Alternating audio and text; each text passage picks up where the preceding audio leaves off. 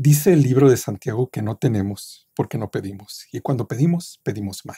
Todo eso de no tener porque no pides tiene mucho que ver, tiene todo que ver con la fe. Un pastor chino contó la historia de una mujer china, una mujer cristiana china, que era miembro de la iglesia que él pastoreaba.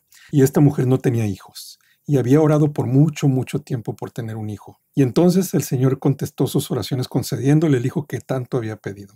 Ella entonces fue al templo, se presentó delante de la iglesia y allí frente a toda la iglesia dio gracias y como muestra de su gratitud dio una ofrenda que equivalía a $5.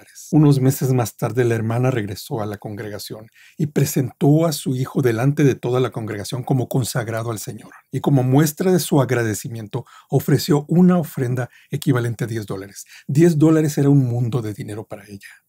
2 años más tarde el niño enfermó y murió. ¿Qué hizo la madre? Se presentó ante la congregación y dio una ofrenda equivalente a $20. Dio la ofrenda para mostrar su gratitud a Dios por haber tenido al niño, porque él era de Dios, porque él había ido a la presencia de Dios y porque ella algún día volvería a ver a su hijito. Eso se llama fe.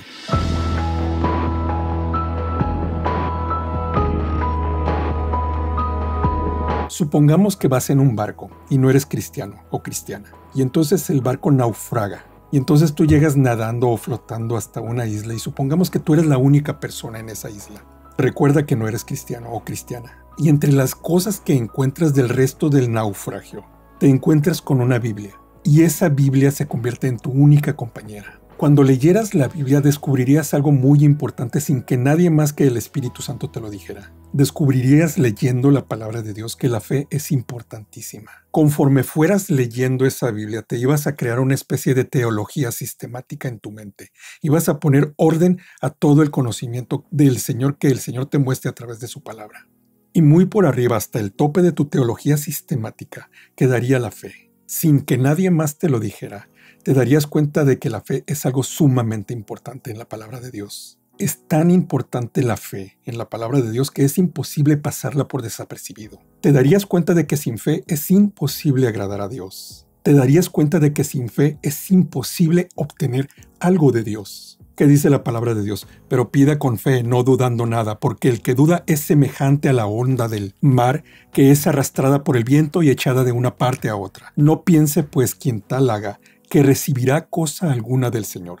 No piense quien pida sin fe, que recibirá cosa alguna del Señor. Entonces, leyendo tu Biblia sin tener conocimiento teológico, evidentemente, eventualmente te ibas a convertir en cristiano, porque todas las escrituras dan testimonio del Señor Jesucristo. Pero sin que nadie te instruyera en teología, te darías cuenta de que la fe es algo muy importante. Te darías cuenta de que, como dijimos, sin fe es imposible agradar a Dios. Sin fe es imposible acercarse a Él. Sin fe es imposible obtener cosa alguna de Él. Sin fe es imposible obtener el perdón. Sin fe es imposible ser salvo. Entonces necesariamente llegaría el momento en que te preguntarías, ¿qué es la fe? ¿Y cómo sé que tengo ese don? Entonces todos tenemos la necesidad de saber qué es la fe y cómo la obtenemos o si es que la tenemos. Y si es que la tenemos, ¿cómo la podemos incrementar? El problema es que siempre que se predica acerca de la fe, casi siempre se dice lo mismo. Se dan ejemplos como el que te di de la mujer china. Se dice que la fe es creer en las promesas de Dios. Se dice que fe es creer lo que Dios dice, que es reconocer la verdad de la Biblia y actuar conforme a ella. O se nos cuentan relatos de personas que a través de la fe de sus oraciones hallaron respuesta a todas sus peticiones.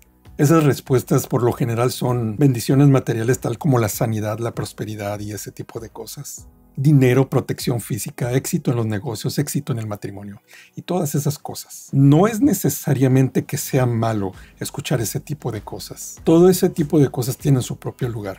Sin embargo, cuando terminamos de escuchar esas cosas siempre quedamos más o menos igual. Casi siempre nos quedamos con la pregunta, bueno, ¿y qué es la fe y cómo la obtengo o cómo la incremento? Bueno, ¿recuerdas que te dije que la fe es un don? Es decir, que uno se pregunta si uno tiene ese don. La Biblia nos dice de dónde procede la fe y por qué medio viene. Dice la palabra de Dios. Porque por gracia sois salvos por medio de la fe, y esto no es de vosotros, pues es don de Dios. La salvación y la fe es un don de Dios. Entonces, la fe es un regalo de Dios, es un don de Dios. Y se nos dice por qué medio viene la fe. Dice la palabra de Dios, la fe viene por el oír, y el oír por la palabra de Dios. Entonces la Biblia no hace un esfuerzo por explicar lo que es la fe. Lo explica de manera natural, fluye de manera natural y de una manera muy, muy elegante. La Biblia define brevísimamente lo que es la fe en el libro de Hebreos. Utiliza solo 19 palabras para definirla.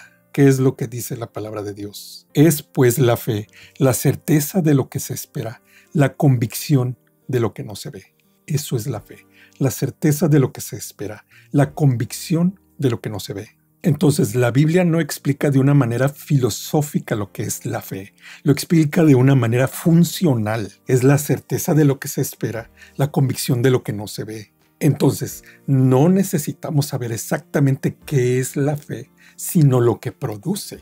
Produce convicción y certidumbre. La Biblia afirma lo que es la fe en operación, no en esencia. En la Biblia se asume la presencia de la fe. La Biblia supone que todos los cristianos tenemos fe, porque somos salvados por gracia por medio de la fe. Y entonces la Biblia muestra lo que ella, la fe, produce, no lo que es, y es sabio llegar hasta ahí. Y es sabio no pretender saber más que eso. Lo que ocurre es que muchísimas personas se crean un montón de doctrinas exóticas y raras con respecto a la fe, y se desvían del propósito fundamental de la fe.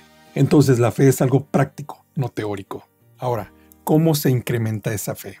El Señor incrementa esa fe en base a la práctica de la fe. Los apóstoles le dijeron al Señor, Señor, increméntanos la fe. El Señor les contestó, en verdad os digo, si tuvierais la fe del tamaño de un granito de mostaza, etcétera, etcétera. Mira, para que entendamos la operación de la fe y cómo se incrementa, vamos a ver un ejemplo dramático en el Antiguo Testamento de lo que es la fe. Vamos a ver la relación entre la fe y la vista. En el libro de Números se encuentra una dramática historia de cómo se ve la fe en operación. El pueblo de Israel estaba en el desierto y murmuró, se desesperó y murmuró, y el Señor envió serpientes contra el pueblo. La Biblia dice que eran serpientes ardientes y estas serpientes mordían a la gente y mucha gente murió. Moisés intercedió por el pueblo delante de Dios y el Señor le dijo a Moisés, el Señor le dio la orden a Moisés de que hiciera una serpiente de metal y la pusiera en la punta de un poste en medio del campamento.